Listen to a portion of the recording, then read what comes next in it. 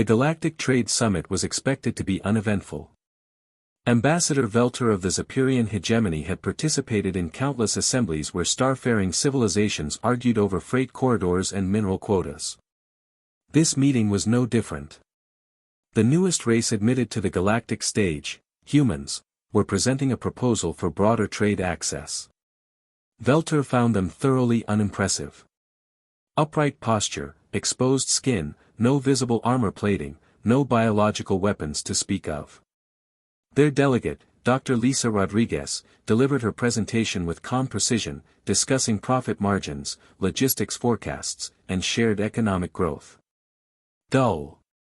The hegemony had ruled galactic politics for over 3,000 cycles.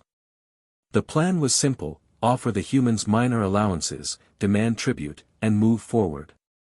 That was how underdeveloped species were handled. Then the attack began. Secti assassins emerged simultaneously from active cloaking fields throughout the chamber. It was a perfectly synchronized assault designed to remove key diplomats and fracture the already fragile alliance between the hegemony and coalition worlds. Velter had endured assassination attempts before, barely.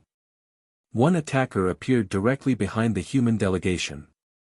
A monomolecular blade flashed downward toward Dr. Rodriguez's neck. At that speed, at that distance, intervention was impossible. Dr. Rodriguez moved. Not with the frantic panic of a civilian, nor the rigid response of standard security. She twisted smoothly, almost gracefully.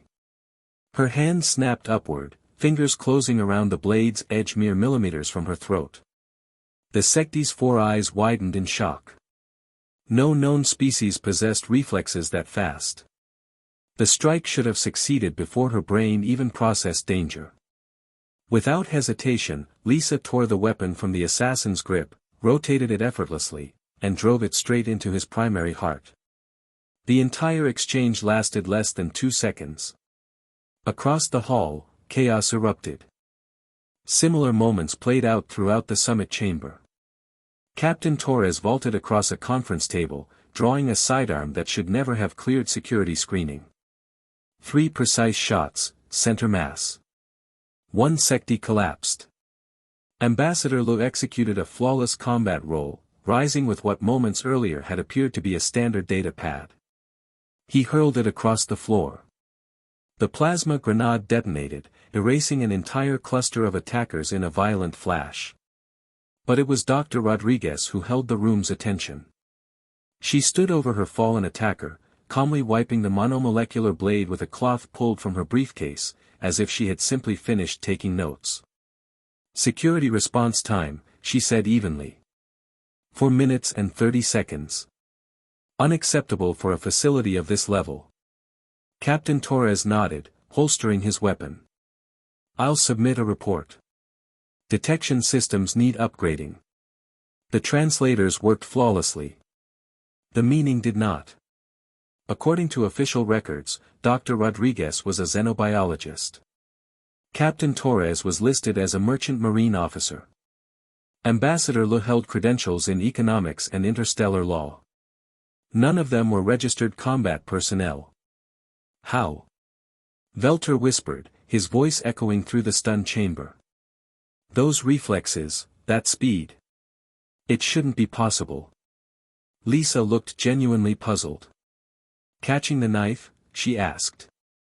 That's not especially hard. She tilted her head slightly. Average human reaction time is around 190 milliseconds for visual input, faster for tactile stimuli. Combat training improves that further through predictive response, micromovement analysis, and environmental awareness. Combat training? Velter repeated, mandibles clicking.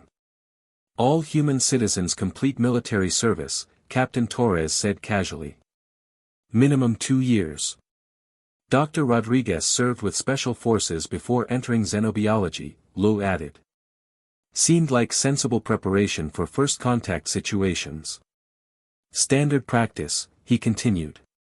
Space is unpredictable. Velter felt a chill run through his exoskeleton. Around the chamber, alien delegates reacted in stunned silence. Alterine representatives hid beneath overturned tables. Crystalline envoys withdrew into reinforced shells. Even the warrior caste of the Predator stared at the humans with something dangerously close to fear.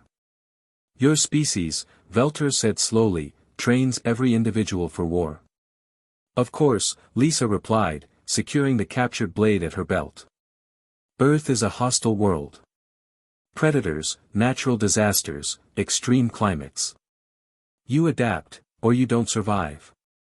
She gave a small shrug. When we reached the stars, we brought that mindset with us. She gestured casually around the room. Dr. Stevens conducted botanical research while attached to a Marine Expeditionary Force on Kepler 442b. Captain Torres spent 3 years as a combat engineer. Ambassador Lu commanded a destroyer during border engagements. Border engagements? Velter asked hesitantly. With whom? Pirates, Lu replied. Occasionally aggressive first contacts. Frontier expansion issues. Nothing unusual. In 3 millennia of dominance, the hegemony had never encountered a civilization that spoke of warfare with the same tone used for shipping schedules. The Secti are the galaxy's finest assassins, Velter said weakly.